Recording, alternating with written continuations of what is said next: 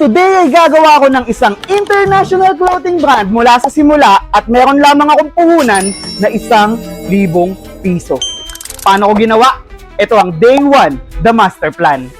It's been 4 years nung nagsimula akong tumulong magpalaki ng mga clothing brands ng ibang tao. Pero ang sarili kong brand, nalibing ng buhay. Pero ngayon I have my second chance. Babangon ulit ako ng may twist. Ito na mismo yung simula ng blueprint, ang master plan. Since day 1 ngayon, hindi mo naman talaga kailangan magbenta agad. Kaya as my first step, gumawa muna ako ng notebook for content, notebook for accounting, at isang achievement folder kung saan isusulat ko ang lahat ng milestones na na-achieve ko. Bawat kilos may dahilan. Since I have some resources, pinag-aralan ko ang ilan sa mga brands kung paano sila lumalago. Hindi kailangan perpekto ang plano. Basta may plano, may magagawa kang action. Pero paano ko nga pa pagkakasyahin ang 1,000 piso? Masasabi kong ito talaga yung totoong blueprint. Real time, real cost, walang investors, walang kahit anong hype. Kaya subukan na natin kung kaya ba natin talaga.